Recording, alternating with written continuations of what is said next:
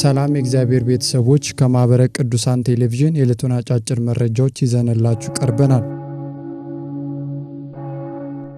ቅዱስነታቸው ለእጩ ምሩቃን ከቃል ስብከት ባለፈ በተግባር የሚታይ የአገልግሎት ሕይወት መኖር ይገባቸዋል ሲሉ አሳሰቡ። ብፁዕ ወቅዱስ አቡነ ማትያስ ቀዳማዊ ፓትርያርክ ይህንን ያሉት በወልቂጤ ቅዱስ ዜና ማርቆስ መንፈሳዊ ኮሌጅ ትምህርታቸውን ሲከታተሉ ለቆዩ እጩ ምሩቃን ደቀ መዛሙርት ቡራኬ መስጠታቸውን ተከትሎ ነው። ተማሪዎቹ ተመርቀው ለስብከተ ወንጌልና ለተለያየ ቤተክርስቲያን አገልግሎት በሚሰማሩበት ወቅት የወንጌል ብርሃን እንዲያበሩ አሳስበዋል። ከቃል ስብከት ባለፈ በተግባር የሚታይና ለምዕመናን ምሳሌ የሚሆን የአገልግሎት ሕይወት ሊኖራቸው እንደሚገባ አክለዋል። እጩ ምሩቃኑ በአስተያየታቸው የቅርብ ክትትል መኖሩ ለአገልግሎት በሚሰማሩበት ወቅት ቤተክርስቲያን በትጋት ለማገልገል መነሳሳትን እንደሚፈጥርላቸው ተናግረዋል። ደቀ መዛሙርቱ ላለፉት 3 ዓመታት በዲፕሎማ መርሃ ግብር የሥነ መለኮትና የአብነት ትምህርት የተማሩ ናቸው ተብሏል። መረጃው ሳሌም የጉራጌ ሀገረ ስብከት ሚዲያ ነው። በውጭ ሀገር ከሚኖሩ ከቅድስት ቤተክርስቲያን ሊቃውንት ጋር የመዝገበ አእምሮ ዝግጅትን አስመልክቶ ውይይት ተደረገ። በማህበረ ቅዱሳን ጥናትና ምርምር ተቋም እየተዘጋጀ ያለው መዝገበ አእምሮ አስመልክቶ በአሜሪካና በሌሎች ሀገራት ካሉ የቤተክርስቲያን ሊቃውንት ጋር በበይነ መረብ ውይይት መደረጉ ተነግሯል። የአርቶት ኮሚቴው ሰብሳቢና በአዲስ አበባ ዩኒቨርሲቲ ተመራማሪ የሆኑት ረዳት ፕሮፌሰር መስፍን መሰለ በመዝገበ አእምሮ ዝግጅት ዙሪያ ገለጻ አድርገዋል። የአዲስ አበባ ዩኒቨርሲቲ ስነ ልሳን ትምህርት ክፍል ተመራማሪና የመዝገበ አእምሮ የአርቶት ኮሚቴ አባል ኢምሬትስ ፕሮፌሰር ባየ ኢማም ስራው የዚህ ትውልድ ኃላፊነት መሆኑንና ከዲያስፖራ ምሁራን ብዙ እንደሚጠበቅ አሳስበዋል። የታሪክ ምሁር ኢምሬትስ ፕሮፌሰር ሽፈራው በቀለ በበኩላቸው መዝገበ አእምሮ የብዙ ምሁራንን ተሳትፎ የሚጠይቅ ትልቅ ስራ እንደሆነ በመጠቆም የሁሉም ተሳትፎ አስፈላጊ እንደሆነ ተናግረዋል።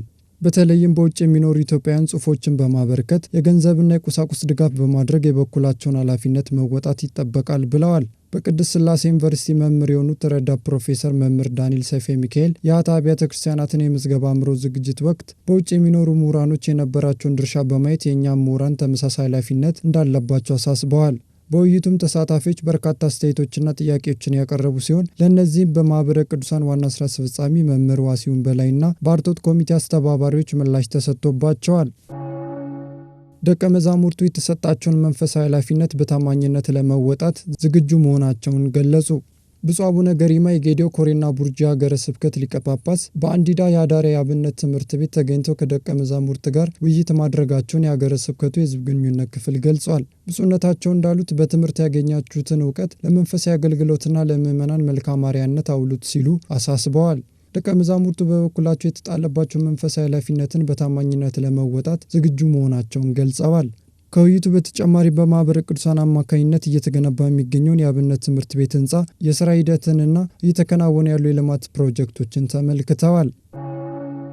በማህበረ ቅዱሳን የቶጫ ወረዳ ማዕከል የቤት ለቤት የስብከተ ወንጌል አገልግሎት መሰጠቱን ገለጸ። በማህበረ ቅዱሳን የቶጫ ወረዳ ማዕከል በቅድስት ቤተክርስቲያን ስርዓትና ትውፊት መሰረት የተመሰረተውን የቤት ለቤት መንፈሳዊ አገልግሎት በትምህርት ክፍል አዘጋጅነት ከ60 በላይ ለሚሆኑ ምዕመናን በነገረ ድህነት ዙሪያ ትምህርት መሰጠቱ ተመላክቷል። ምዕመናንን በሃይማኖት ለማጽናት የንስሐ ህይወት እንዲጀምሩ ለማበረታታትና በየአካባቢው የሚነሱ የአጽራረ ቤተክርስቲያን እንቅስቃሴን ለመቋቋም የሃይማኖት ትምህርት ማስጨበጥ የአገልግሎቱ ዓላማ መሆኑ ተነግሯል። መረጃው በማህበረ ቅዱሳን የቶጫ ወረዳ ማዕከል ነው።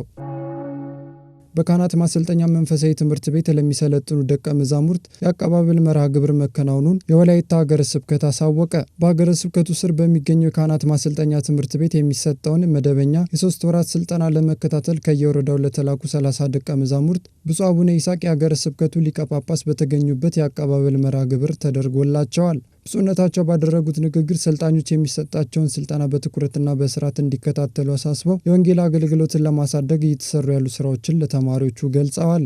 ሰልጣኞችም ለተደረገላቸው አቀባበል ደስታቸውን የገለጹ ሲሆን ለተሰጣቸው አደራ በትጋት እንደሚማሩ ቃል ገብተዋል። መረጃው እጨጌ የወላይታ ሀገረ ስብከት ሚዲያ ነው።